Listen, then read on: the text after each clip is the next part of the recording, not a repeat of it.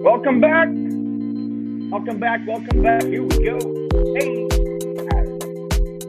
thumbs up if you hear me. We're done humble. We are ready again. We are live. 30-day challenge. See if we can help Lisa get a deal. We got some problems. Got some stuff we're dealing with over here. So, woo! It's okay though. That's what we're here for. This is the power of mentorship. 30 days with Lisa over here. So they're live on Capital Tribe. Not a member, capitaltribe.com. Come join us.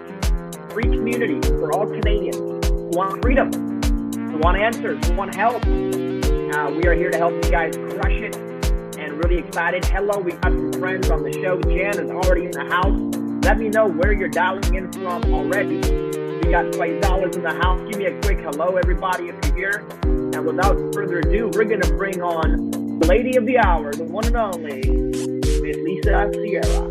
Hey. Hello. Hello. We're ready for a busy show today. We're a busy half hour. All right. Well, with that being said, we are busy for a half hour. Folks, if you're here, give us a quick share, if you don't mind. We got Brandon here from MB saying what's up. Jan saying hello, Lisa. Hello. So, guys, give us a quick share out. Let us know that you're here. Dustin's in the house. I see all you guys popping in here. Good to see you, Dustin Shoemaker. Good to see you, guys. So, Lisa, give us a quick catch up and tell us what we're working on in the next half an hour. Okay, so quick catch up. We were going to have Devin, our realtor, on today. He had a family emergency, so he's not going to be here today, but that's okay. We have lots to talk about. Since yesterday, and this is day 8, remember, I was negotiating on 2 deals ever since we finished yesterday. 2 deals back and forth. I was on the phone back and forth with text till like 8:30, 9 o'clock last night. And I want to sort of go through what we landed on in terms of terms. I think they were some good terms. There was a couple things that I just couldn't say yes to. And I want Ben's take on that. Because, you know, one of the things I wonder about is whether I overanalyze deals in the past and whether I talk myself out of them when it gets time to pull the trigger. So I'd be really interested to hear your thoughts on that, Ben. We have an offer to purchase contract for Alberta. So we're going to take a look at that and how would we put some numbers to or put some information on the contract around when we submit the offer, how much negotiation do we do in the back end? Because a lot of that was, we haven't put anything on paper and I'm just negotiating with these owners. And then the last thing is, if we can squeeze it in, is to start getting ready to make an offer on a property that is from Brennan and Anthony from Cash and Homes. It's a wholesale deal on Elbow Drive in Calgary. All right, good stuff. All right, so real quick, want to give a couple of shout outs. Ramona is in the house. Good to see you. Dina's in the house. Thank you, everybody, for being here. Jane, every single day, staying with us, staying present. Faisal, good to see you. We got some real supporters here. Thank you guys for being here, supporting Lisa in this journey. We are so excited to help you crush this thing. So, Lisa, make sure we got the best connection. I got a little bit of delay here with you. Is that the best connection? Just double check, make sure it's good to go. We got Joshua Anthony in the house. While Lisa gets going here, I'm just going to give out some shout outs. Let us know who's here. Let us know. We got Chris from Windsor saying, what's up? You guys are awesome. Thank you, my friend. Thank you. We got this one saying, who are you? Big Ben baby. Okay, what's up, Lisa? That's from Joshua Anthony. We got Peter saying, hey. And we got Janelle saying, we are following the story. Okay, here we go. All right, Lisa, are you good? I hope we didn't lose Lisa. Guys, thumbs up if you can hear me. If you can hear me, give me a thumbs up. I want to make sure Lisa's still with us. Oh, make sure her Wi-Fi is working. Okay, so she's got a couple questions. We have to figure out today how we're going to make some offers. This is the hardest part, is when we finally have to commit it to paper. It's one thing to go ahead and like strategically talk about deals and get all excited. And the hard part is when you have to start putting pen to paper, and we totally just lost Lisa. Hello, Sharon. So informative. Thanks, Sharon. Jen says you can hear me. Okay, great. Good stuff. Well, I know there's a whole bunch of you guys waiting to get Lisa on here, so we'll give Lisa a chance to pop back on the show right now. This is what happens. Lisa is missing. I know. Putting pen to paper, super important. In fact, if it doesn't live on paper, the intention isn't great enough. That's what I'm going to say to you guys at home now. Lisa's coming back in right now. Here we go. Okay, you back? So somebody outside is working on the electrical and shut it off. Oh my Lord. Everybody's against you. All right, So but we got people in the comments who are for you. Yeah. Everybody, who's for Lisa? Give Lisa some love. Give her some thumbs up if you're for Lisa. If you're not trying to kill her power, if you're trying to help her be empowered to win, to succeed. There we go. Okay, Lisa, so hit me with the question one more time. You want to know, now it's time to put things to paper. Where are you stuck? Okay, so the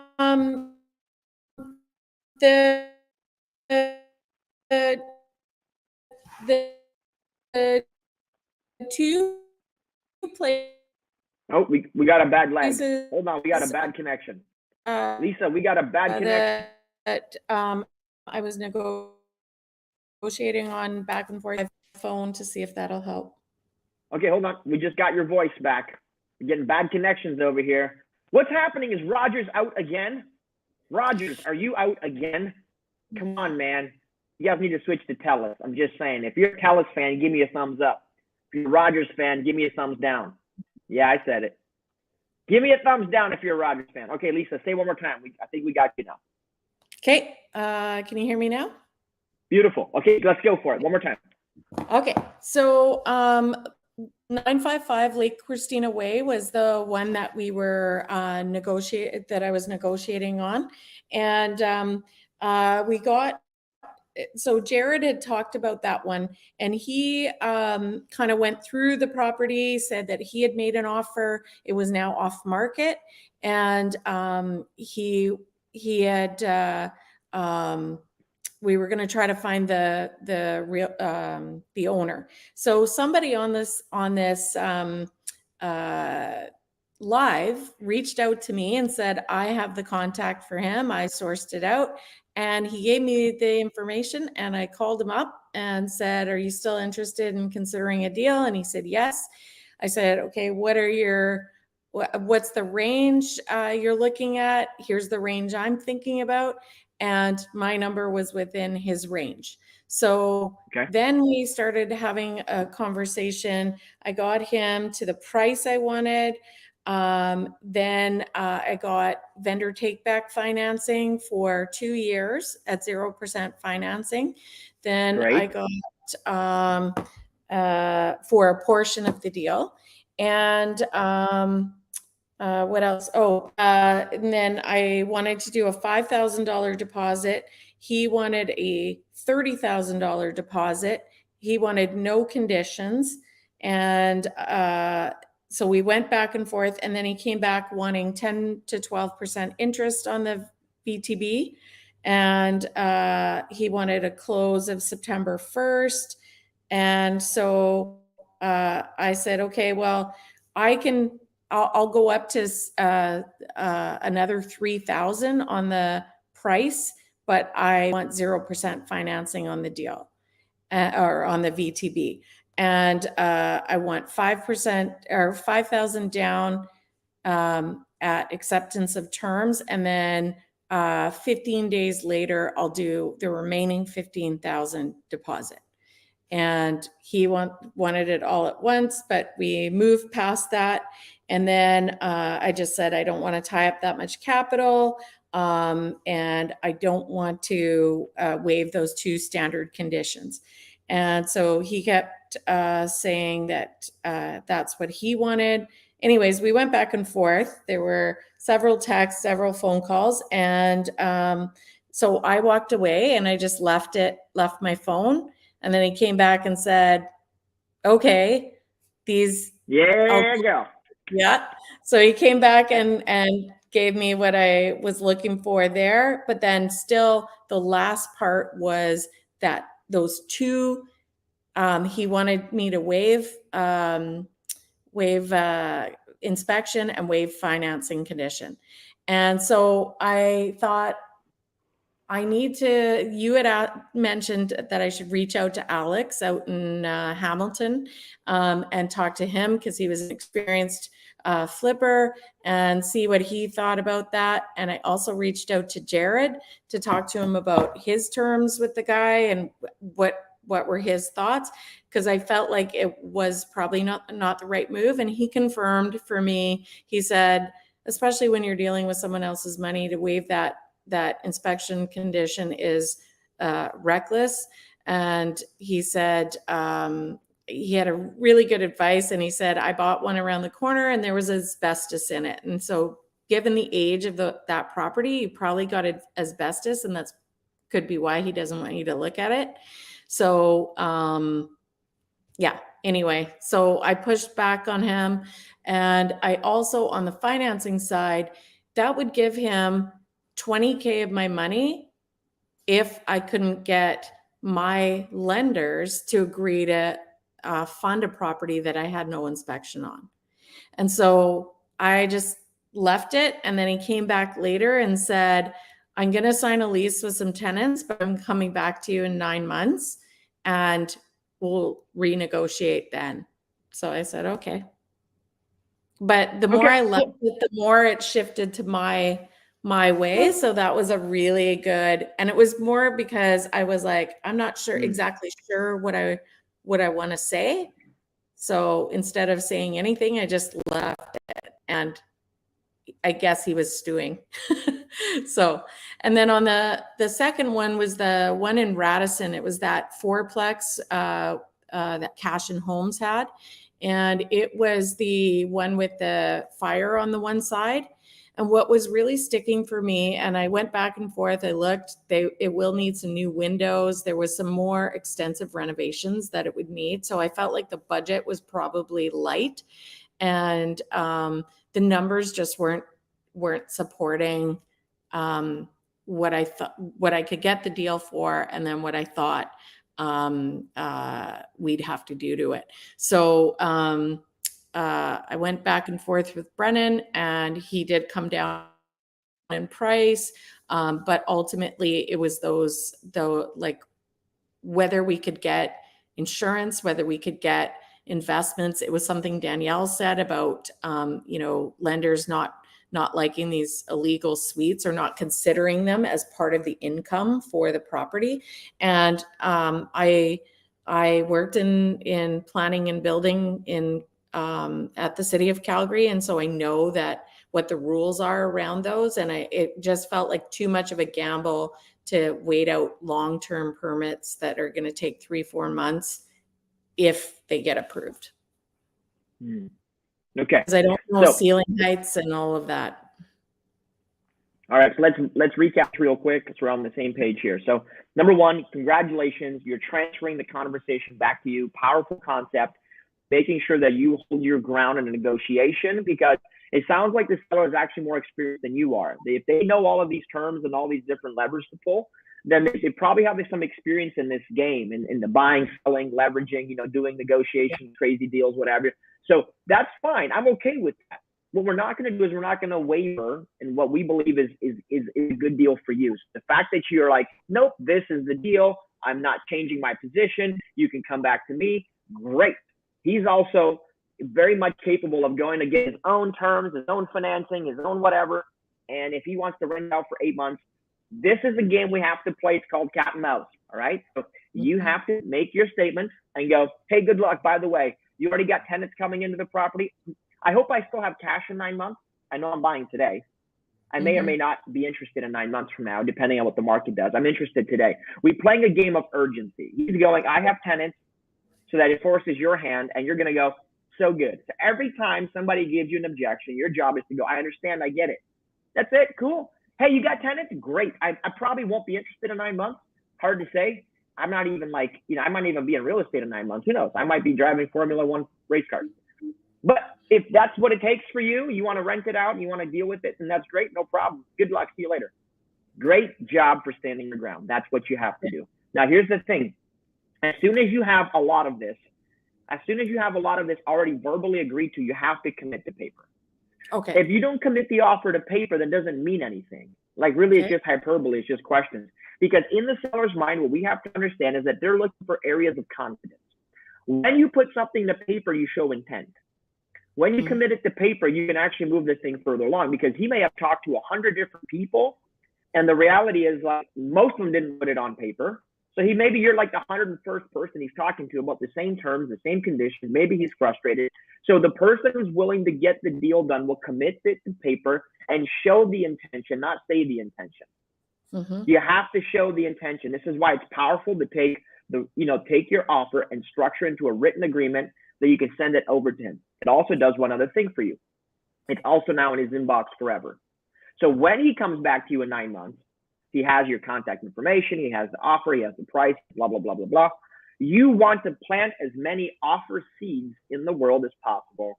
And then we're going to go harvesting. This is why making offers is so valuable. Make offers, make offers, make offers. Then we're going to harvest the conversations. And then the ones that are ripe and ready to pluck, then we'll make a deal happen. Some of them won't be ripe for a season or 2 seasons, and that's okay.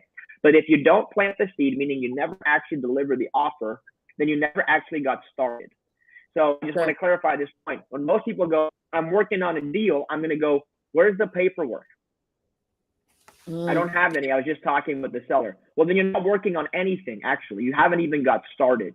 You have to indicate exactly what starting means to you. Starting to me is, I talk with the seller, I got my offer, I signed off on my offer, I sent it, it's in his inbox. I started, I made an offer. I started the conversation. Now I can close it. Most people never send an offer, so they can't close something they haven't started. They literally haven't started the deal. Well, Ben, I was looking on Kijiji and I kind of thought about buying a house. I started looking. You didn't start anything. You were browsing. You were consuming content. When you start, make sure it's in writing. If you do that, when it's in writing, we can close the loop. If it's not in writing, there's nothing to close. So you end up with all these open-ended loops, these open-ended conversations that never went to paper, that never have the ability to be closed. So it creates a low level of confidence, an environment where you started 50 conversations, never finished any of them, never committed it to paper, and you wonder why you're struggling to like do this business. Is because you haven't even started doing this business. Right. It's like you watch the same workout video 15 times, but you haven't actually put on the workout clothes and started jumping up and down, right? Hey, I'm working out. What are you doing? I watched the workout video. That's not working out. So does that make sense?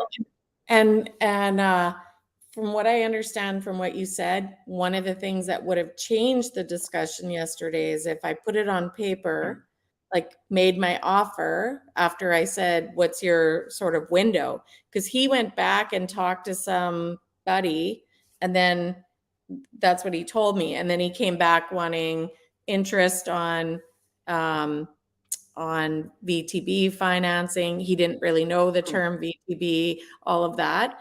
And so that way he would have been responding to my offer, and he wouldn't been then coming back with a whole bunch of new terms necessarily. He would have been only negotiating on the terms I presented in the deal. Yeah. He would be reacting so close the loop. to back and forth. I get it. So close the loop. It's never dead until the person's dead. Listen, there's no dead lead unless that person passes away. It's as simple as that. Close the loop. You had a conversation. You wasted an hour, right? Or invested an hour, however you see this. If you want to turn wasted an hour into invested an hour, then spend 10 minutes, put an offer together, and send it to him. Hey, I know you said you're going to rent it anyways, but I'm sending you an offer anyways. So I can close my loop on this. I'm sending you an offer on it. What is an offer going to do? What if that's really what he's been waiting for, is actually a physical offer to know that you're serious? Nope. What if the physical offer, his wife sees it and goes, wow, there's actually an offer that came in? Yeah, it's a real offer. Send the offer. Full send. This is half send, full send. Half send is talking about it. Full send is sending an offer. If you have the ambition to talk about a deal and you're willing to invest or spend an hour, you either wasted an hour or you invested an hour. The investment comes from planting the seed. Send the offer. Cool? Just send it and leave it alone. It's like that old, what's that old cooking show? Like, set it and forget it, right? Yeah. The guy never opened up the little magic oven and placed the turkey inside. The roasted thing. He never went like, think about setting it and forget it. No. You have to set it. Close the door, set it, and then you can forget it, all right? And you're right. It puts, somebody's in the comments saying, it puts the ball back in his court. Yes, it does. Puts the ball back in his court, and it says, here you go. The ball is in your court. There you go. Cool? So Write the offer however you want to. Whatever agreement that makes sense for you, regardless of the banter back and forth, write the offer and go, the offer is in your inbox. I'd love to continue the conversation with you, but I just wanted to show you that I'm really intentional and I really want to do the deal. If we've invested this much time already, it's probably worth investing another 10 minutes and looking at this offer. Okay. That's the play. Yep. And then we move on to the next deal. Okay. So then on the wholesale deal, would you do the same thing, or is that one? Every deal that you have a condition for a home inspection in or financing or any condition, just send the offer. Literally end deal, because you're buying yourself a window. This is the secret. This is nobody wants to tell you. That sometimes in a difficult market, it's the quantity game. We can't spend 3 hours on one offer. We need to actually just send 10 offers in 3 hours. That's it. We got to send 10 offers to 10 parties in 3 hours. But Ben, I keep putting my things out there. All of these offers have an irrevocability date, meaning that the offer expires on X date. I usually give people 24 hours to respond, after which the offer becomes null and void. So you have 24 hours to respond to this offer. Failure to respond determines that this offer is now null and void, and any and all deposits, if made, shall be returned to the buyer in full without deduction. I'm on autopilot with this stuff, right? Send the offer, because then here's what you can do. Then you can go, hey, Ben, I sent 10 offers this week. I only got feedback on 2. That's okay. I can deal with that. We can mentor around that. We can tactically execute that conversation. Here's what I can't do anything about. Hey, Ben, I talked to 10 sellers, didn't send any offers. What do I do? Okay. Yep. Sounds good. Okay. Okay. Does that help? Yep. That really helps. And so one question that I got from other folks in the comments the other day was, how do you send out so many offers if you don't already have financing lined up for all of those? Because what they're concerned about is what happens if you make a good enough offer on everything that they get 5 deals and they can only really fund 1, or because they're still in that learning mode and they don't know like other people's money and all of this. So how do they submit a whole bunch of offers while being up and up? And I got it. So here's what you do. Here's what happens, right? You take this, go like this, grab this, and I want you to go like this, and I want you to get ready to do this motion. It goes like this. Do that motion. You know what that motion is? What? Popping the champagne freaking bottle. Are you kidding me? You got 5 accepted offers, and you have to choose one of 5, the best one? Yes, hell yeah. We want that problem. See, we want better problems. We don't need it. Like, everybody's looking for the answer. The answer isn't the answer. The answer is a better problem. It's a problem that leads to progress. We would rather send 10 offers, all of them conditional. And this happens anyways. You go to buy a house, right? And you go to buy the property, and you go to your little bank, and the bank says you're pre-approved, which, by the way, pre-approval means next to dog shit. Okay? Just so you know. It doesn't mean a whole lot. It means that the bank says, if you qualify for CMHC and qualify for this and do a jumping jack and do 16 more loops, then we'll give you the financing. How many people go to make an offer on a property with the bank pre-approval, and then the bank says you're not approved? Mm-hmm. I'll answer it for you. A lot. It happens often, especially in a hot market. People, their deposits no longer value. Their TDS doesn't work anymore. Something didn't align up. The person at the bank, who's a salesperson, sat down with you, pre-approved you in half an hour based on general information, but they didn't look under the hood of your own financial situation before telling you you're good. How many of you in the comments have been screwed over when you've got the bank, got a pre-approval, made an offer, and then the bank goes, nope, we can't do the financing. Now you have to go get private money. So Lisa, people do this anyways. My advice to you is simple.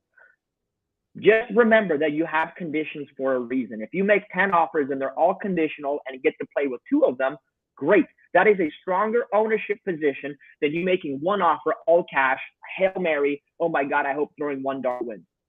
Okay. That makes sense. We want a better problem. Look, Ramona's raising her hand. Darcy's raising. These are all people who got financing. And guess what? Then they didn't have financing. The bank is not in the business of doing all the due diligence on the front end because it's time and money. So we have to just get okay with this. An offer equals an offer. An offer does not equal an accepted agreement. An accepted agreement is an accepted agreement. An offer is just an offer. We want to do this. We call it the hop theory. We want to take this big old complicated difficult thing, which is buy a house, and we want to break it down in a small little bite-sized chunk. And the very first hop is find a lead, talk with the seller or realtor, make an offer written in writing. Then you're going to go, I have 5 accepted offers. What in the world am I going to do? Because here's the answer. You ready? You have 5 accepted offers. We're going to literally look at the best 1, best 2, best 3. We're going to raise money against them and close them. We can also, in many cases, go, well, I can't buy this house because I already have 1. Hey, Mr. Ben, could I wholesale this to you? Could I assign this offer to you? You pay me $5,000. Can I wholesale a deal? So what if you wholesaled 2, you bought 1, and you walked away from 3? Mm-hmm. Okay. We have to call a spade, and a spade is the fact that we have to keep in mind, most people who make an offer do not have the money to close. They don't. They think they do. They have credit, and they have maybe a bank approval, maybe nothing. And they're still making offers that are cash. Now, let's talk about what happens. You make an offer that's cash. You get to the day of closing, and you can't close. What's the protocol? In Ontario, they call it tendering. They will tender on you. They'll basically sue you. They'll say, we're tendering on you. We're forcing you to close, or you can't close. Now they have to go through a process by which they put the property back up for sale, and they have to do their proper due diligence. If they sell it for a price lower than the price that you committed to buying, then they can sue you for the difference. If they sell it for more, like it's been the case for the last year in Ontario, they sold it for more than you committed, then you're off the hook. It's a game of cat and mouse. It's ugly. Mm-hmm. Don't make cash offers. Make 10 conditional ones. I know I belabored this, but you see why? Your deposit? I'm sorry? In that case, they keep your deposit negotiable. Too. Negotiable. Oh. Yeah, and it's negotiable. Hey, listen, because you still have to, let's say you sold it for way more, okay? Yep. You sold it for way more than the other offer came in. You still have to do a mutual release to let that person off the deal. In the mutual release, hey, we're going to do a mutual release. Guess what also gets released in the mutual release? The deposit. Yeah. See, everything is negotiable. The front end deposit is negotiable. When you pay it is negotiable. I'll make you $10,000 deposit, but it's fully refundable. In fact, none of my deals have unrefundable deposits. Mm-hmm. We have to remember that in an aggressive bull market driven with speculation, people violate the rules that happen in a regular market. So we all assume that we got to make cash offers. We all assume that we have to lose our deposit. We're all assuming a whole bunch of stuff that is no longer the case. If you're a seller, the power is no longer in your hands. Mm-hmm. You had a chance to sell when the market was super hot. You had a chance when a bunch of stupid money came in the marketplace and overpaid for all these properties. You had a chance when all of this foreign capital was hiding in Canada, hiding through real estate. It was looking for a home so they could avoid their own tax scenario. You had a chance to get a ridiculous price for your home, but today is no longer your day. Mm-hmm. Buyers rise up. Buyers need to be empowered here. So I'm empowering you to go, you have rights in this. It's all contract. Nothing is as it has to be. You have to negotiate. If you don't fight for your right to get your deposit back, you won't get it back. If you don't fight for your right to make offers, you won't be able to do it. Okay, back to you. Great. So I am going to, I think I shared with you this 1128 Elbow Drive, Southwest. Okay. This is one that I want to make an offer on today. So the wholesale fee is $30K. The ARV is 700. Okay. And the so this one wasn't updated, 11816. I looked at Honest Store, and the current value is 542. The assessed value is 442. It is on it's a B plus neighborhood, because even though it's a really good neighborhood, it's on a busier street, but it's in C minus condition. Okay. So I've what do you want to do? On a budget. So I just want to think about, like, what would I put in that offer that might make it really attractive? What's not attractive? Let's start with that.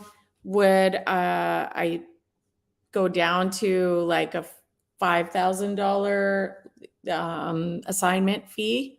So instead of them getting, like, that's the spread is that 30K sure. assignment. So I'll give you this piece because we have about half a minute left on this call. Okay. So you got to have terms and conditions you're willing to throw away, but you throw them in the deal.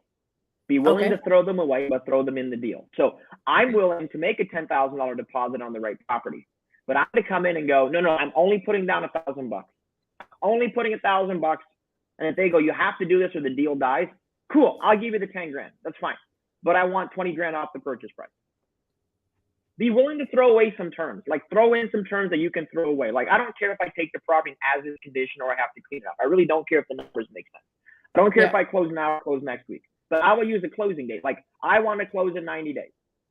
Well, we need you to close in 6 months. Great. Well, I'll give you the 6 month closing, but you feel me? So here's what you can do. Throw in a bunch of terms. Throw in a bunch of extra terms that you can afford to throw away and work throughout. Okay. Right. So when you go, so be willing to put down 5, 10, 1,000 deposit, take a stand, and then start lower. Negotiate the deposit just like you negotiate the price. Same deal. Hey man, I'll give you $1,000 deposit right now. No, I need a $10,000 deposit. Okay, cool. But if you do, then what can we do about that? Are you going to give me a different closing date, or are you going to give me a lower purchase price? Like I'm not just going to give you $10,000 to hang on to my money. That makes no sense. Well, what if you bail on me? What if you don't close the deal? Yeah. Well, then you follow the regular tendering process like everybody else. So you're not going to see the seller doesn't get your deposit anyways. It stays in trust until the deal is closed or a waiver of conditions is signed. He gets nothing. The lawyer gets it. Yeah. You're not going to sign the deposit to the seller anyways.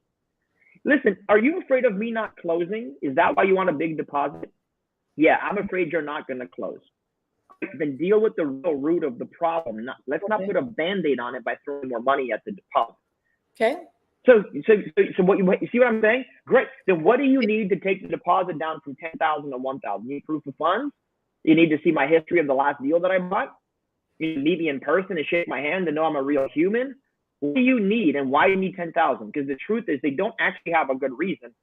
Some idiot told them to get a $10,000 deposit who has nothing to lose, who only has opinions to give. I'm being aggressive here because I'm defending your rights. Go ahead. Go ahead. Everyone has opinions and other things. And other things. Everybody has opinions and the other thing. That's right. That's right. Yeah. So again, my main job is real simple, to empower you, to help you realize that you have rights, you have chances, you have opportunities, you live in the greatest country. There's no reason you can't make your own deals happen. We just have to understand that the other side also wants to do as best as they can for themselves. The realtor wants to win, the seller wants to win. Our job as an investor is to understand all the parties, know when to push and know when to pull. Sometimes you have to stand your ground. Sometimes you have to be flexible. I'm willing to go into deals being flexible so long as I predetermine what areas I'm willing to be flexible in. I'm willing to be flexible in the deposit. Lisa, I gave you a range on the purchase price because I'm flexible. I'm willing to give you a range on the closing date. Okay. Does this make sense? I don't want to give anybody a no. I want to give them a small no. Yep.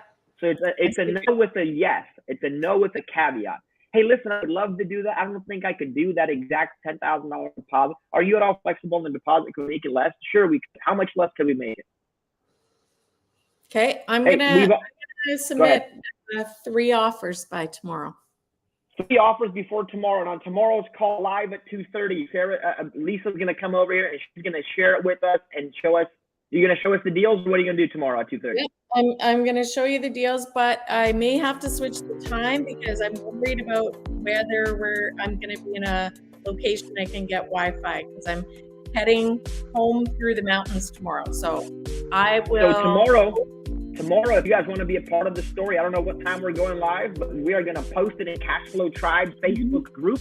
If you're a member of Cashflow Tribe, check the posting tomorrow. You'll see when we go live. It may be a little bit later in the day, but join us tomorrow because Lisa's going to bring the contracts and the paperwork, and she's going to show us exactly how she's making offers. You definitely don't want to miss tomorrow.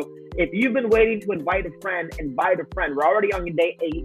We've only got 30 days to get a deal done. So Lisa, I think you're making incredible progress. You're doing awesome.